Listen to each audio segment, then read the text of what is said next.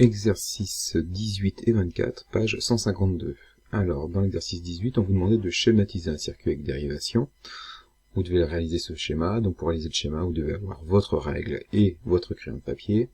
C'était pas très facile de deviner quelles électrodes étaient là, entre le plus et le moins. J'ai l'impression qu'ici, c'était la petite, donc la borne positive, et là, la borne moins. Mais bon, si vous avez fait l'inverse, c'est pas bien grave, parce que c'était vraiment pas évident. On voit qu'on a une première boucle ici avec deux lampes montée en série, et on a une deuxième boucle, avec une troisième lampe ici. Voici ce que ça donnait donc au niveau du schéma. La pile, alors on pouvait éventuellement inverser les bornes, hein, c'était pas facile. Une première boucle avec deux lampes, et une deuxième boucle avec une seule lampe. Et voilà.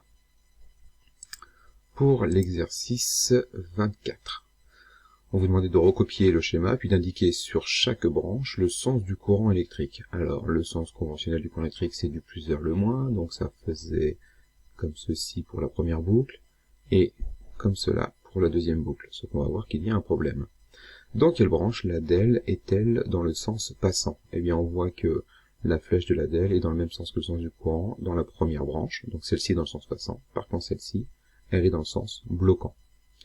En déduire si la lampe et le moteur fonctionnent, eh bien on rappelle que quand la DEL est dans le sens passant, elle brille et elle laisse passer le courant, donc la lampe sera traversée par le courant électrique.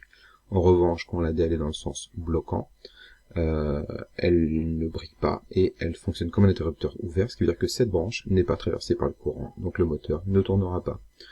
Si on est vraiment rigoureux, on ne devra même pas mettre de flèche de courant électrique dans cette branche, puisque s'il n'y a pas de courant qui circule, il n'y a pas de sens de courant. Et voilà.